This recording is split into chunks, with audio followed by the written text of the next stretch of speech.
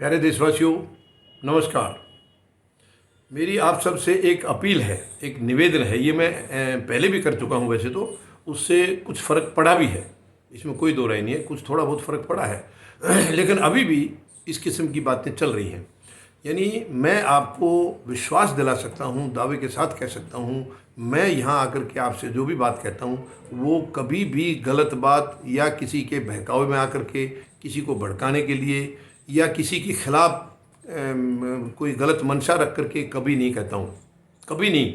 मैं वही कहता हूँ जो सच्चाई है, जो सच्चाई है, जिसका मुझे किसी न किसी सोर्स से, किसी स्रोत से ज्ञान होता है, ज्ञात होता है, वही कहता हूँ।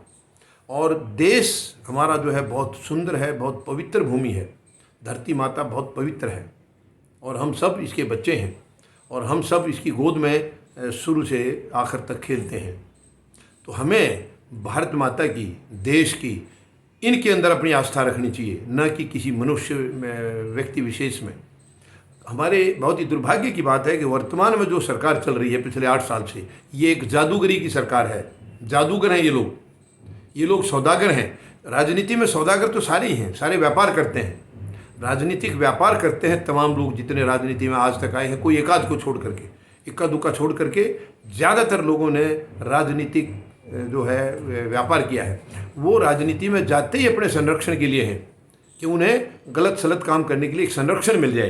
क्योंकि जो विधायक चुनकर चला गया या सांसद चुनकर चला गया, उनके आगे माननीय लगता है। मैं एक्चुअली इस माननीय के मैं खिलाफ हूँ, माननीय के मैं खिलाफ हूँ। माननीय शब्द वहाँ लगता है जो सचमुच आदमी पूजा के लायक हो, सचमुच आदर का हकदार हो।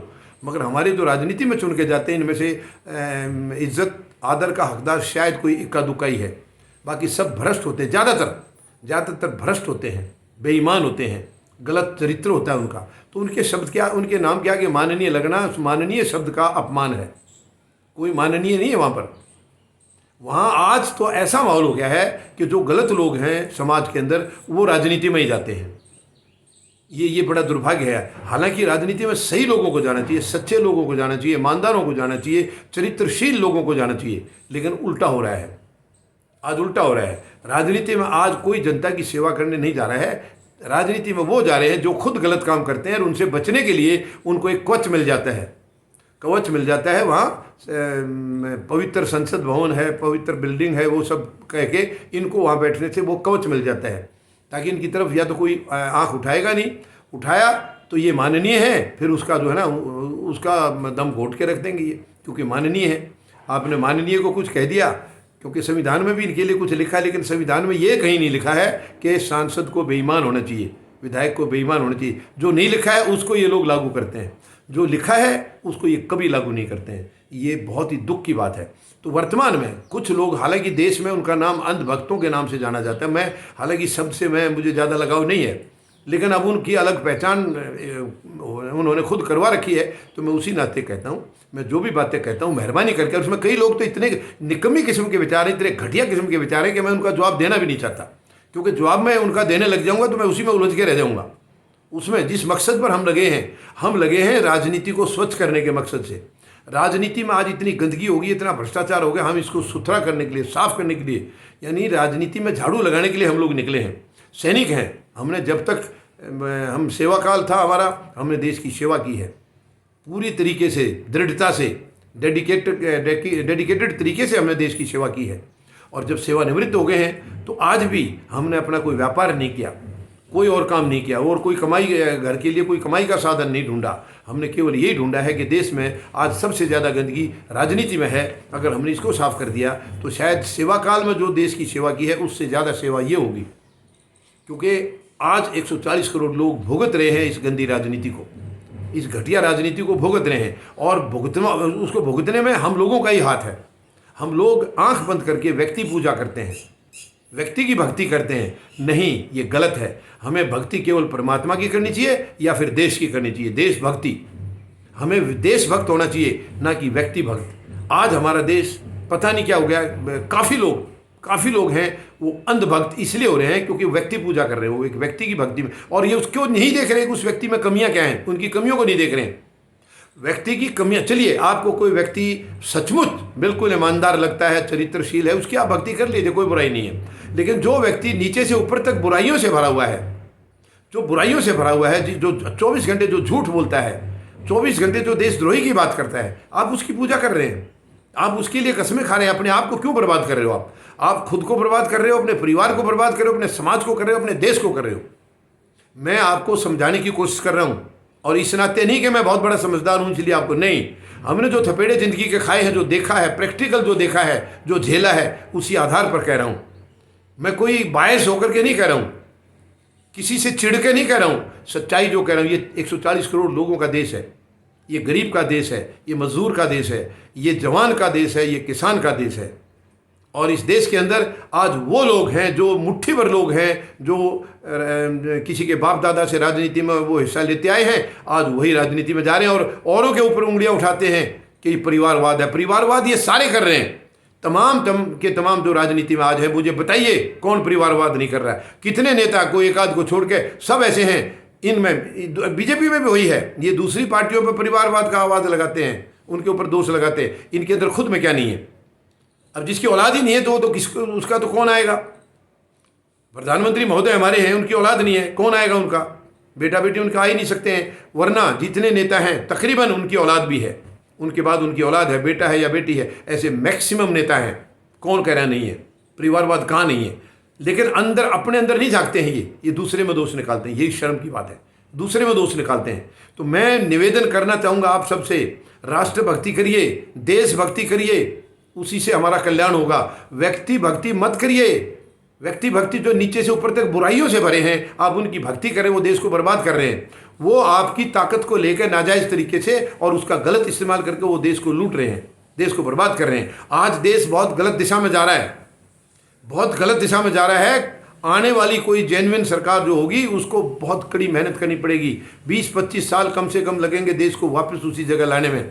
आपको दिखाई नहीं दे रहा है, आप समझ रहे हैं कि बहुत सब कुछ ठीक हो रहा है, ठीक नहीं हो रहा है, कहीं भी ठीक नहीं है। आप गहराई से देखिए, उस भक्ति से बाहर निकलिए, पहले उस भक्ति से बाहर निकल के फिर अपने अंदर झांकिए, फिर समाज को देखिए, देश को देखिए कि देश आज पहले कहाँ था 8 साल पहले। मैं ये नहीं कह रहा हूँ कि 8 साल पहले सब ने बहुत ही सुंदर, नहीं, भ्रष्टाचार वहाँ भी होता रहा है, गलत काम वहाँ भी होते रहे हैं, लेकिन आज तो आंख बंद करके केवल भ्रष्टाचार ही हो रहा है और कुछ हो ही नहीं रहा। देश में कुछ बनाया नहीं जा रहा है, कुछ लगाया नहीं जा रहा है, सब मिटाया जा रहा है, लुटाया जा रहा है। आप मत देश को बर्बाद करिए। इस देश को बर्बाद करने में आप सबका भी हाथ होगा जो अंधभक्ति में लगे हैं। आप भी जिम्मेदार होंगे, ये जो बर्बादी होगी उसके बराबर के हिस्सेदार आप भी होंगे। मत करिए ऐसा, अपने आप को दोषी मत बनाइए, ताकि जीवन भर कभी आपको इसके पश्चाताप से आपको पीछा ही ना छूटे आपका। मत ऐसा काम करिए। आप देशभक्ति मत, इसकी अंधभक्ति मत करिए, देशभक्ति करिए, आप राष्ट्रभक्ति करिए। ये लोग राष्ट्रभक्त नहीं है, ये राष्ट्रभक्त का नाटक कर रहे हैं, उसमें आप बहक जाते हैं। मैं आपको इसलिए समझा रहा हूँ, आप अपने अंदर झांकिए, अपनी आत्मा से सवाल करिए। मुझे मालूम है ये वीडियो सुनने के बाद भी आप लोगों ने वही भाषा यूज करनी है, लेकिन मैं अपनी तरफ से अपना फ़र्ज़ निभा रहा हूँ, क्योंकि हम देश की गंदगी को साफ़ करने लगे हैं, साफ़ करने निकले हुए हैं, और हम पूरी ताकत से इसमें लगे रहेंगे। जब तक कामयाब नहीं होंगे हम लगे रहेंगे, बिल्कुल लगे रहेंगे। आप अपना फ़र्ज़ निभाइए। आपको गंदगी करनी है, आप करिए, नहीं मानेंगे आप, मुझे मालूम है आप मानेंगे नहीं, फिर भी मैं अपना फ़र्ज़ निभा रहा हूँ कि आप जो कर रहे हैं गलत कर रहे हैं। आप खुद को भी, अपने परिवार को भी बर्बाद कर रहे हो, समाज को बर्बाद कर रहे हो। अगर इस देश को बचाना है तो अंधभक्ति से बाहर निकलिए। आप केवल देशभक्ति रखिए, परमात्मा में ध्यान रखिए, भगवान में ध्यान रखिए। ये लोग सब नास्तिक हैं, कोई आस्तिक नहीं है, मतलब इनमें किसी, ये जो है राम मंदिर जो बना है वो राम मंदिर आस्था की वजह से नहीं बना है, ये वोट बैंक की वजह से बना है, वोट बैंक। और उसमें भी खूब पैसे कमाए इन्होंने, कभी हिसाब नहीं देंगे ये। इन्होंने जो काम किया हर जगह इन्होंने पैसे खूब दबा के, रफाल सौदा है, सबसे बड़ा भ्रष्टाचार है उसमें, लेकिन किसी को दिखेगा नहीं, अंधभक्तों को नहीं दिखेगा वो, क्योंकि ये जो सरकार में बैठे लोग हैं, ये ऐसे कलाकार लोग हैं, ये गला दबा देंगे आपका, और ये नहीं कहेंगे कि मैंने दबाया है, ये कहेंगे वो फला आदमी दबा के भाग गया, वो और पर नाम लगाएंगे। आप समझिए इनकी चाल को समझिए। आप इस 140 करोड़ लोगों के देश को कमज़ोर मत करिए। भारत बहुत मजबूत देश रहा है, आप उसको कमज़ोर करने में लगे हैं। मेरी आपसे यही अपील है, यही मेरा निवेदन है, मत देश को कमज़ोर करिए। ये कुछ नहीं देंगे आपको, और जब आपका परिवार बर्बाद हो जाएगा तब आपको अकल आएगी, फिर आप मुझे याद करेंगे तो इसलिए मैं निवेदन कर रहा हूँ, आप इस अंधभक्ति से बाहर निकलिए। ये कुछ नहीं है इनके पास देने के लिए, केवल लेने के लिए, लूटने के लिए आए हैं ये लोग। इनके पास देने के लिए कुछ नहीं है देश को, कुछ नहीं है। इनकी मनसाई ठीक नहीं है, इनकी नीयत ठीक नहीं है। तो मेहरबानी करके, मैं पहले भी एक दो बार बताया है, अपना फ़र्ज समझ के आपको बता रहा हूँ। आपकी बातों का लिखी हुई का मैं जवाब नहीं दे रहा हूँ, क्योंकि मैं उसमें जवाब देने लग गया तो उलझ जाऊँगा और उसी में लगा रहूँगा। उसके अलावा फिर मैं कुछ काम नहीं कर पाऊँगा। इसलिए आपको एक संदेश दे रहा हूँ, आप लिखिए। अगर आपको मज़ा आ रहा है तो लिखिए, मुझे कोई फ़र्क नहीं पड़ता। लिखिए आपको जो दिल में आता है। लेकिन मैं जो कर रहा हूँ वो देश के प्रति कर रहा हूँ, क्योंकि एक सैनिक कभी देश के साथ गद्दारी कर ही नहीं सकता है। एक सैनिक देश के साथ या देशवासियों के साथ कभी गद्दारी नहीं करता है। वो देशवासियों की भलाई के लिए काम करेगा, हमेशा देश की भलाई के लिए काम करेगा। वो अपने आप को कुर्बान कर देता है देश के लिए। वो कभी किसी का बुरा कर ही नहीं सकता है। और ये क्या जाने, आज जो बैठे हैं वो तकलीफ़ को क्या जाने। उन्होंने तकलीफ़ देखी कहाँ है, दुख उन्होंने देखा कहाँ है। वो तो इनके पूर्वजों से चलता आ रहा है। इनका गलत सलत काम कर रहे हैं, और गलत काम हम लोगों की मदद की वजह से करते हुए हम इनका साथ देते हैं, तब ये गलत करते हैं। वरना इनकी औकात नहीं है। मुट्ठी भर लोग हैं और ये पूरे देश को नचा रहे हैं, अपनी उंगलियों पर नचा रहे हैं। मर्जी से कानून बनाते हैं।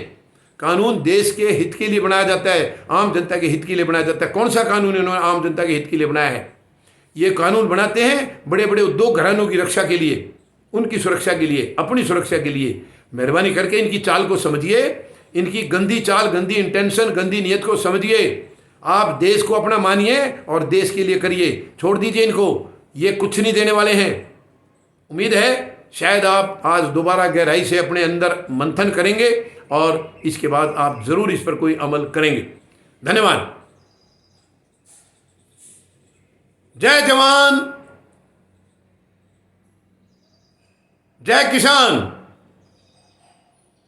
जय हिंद।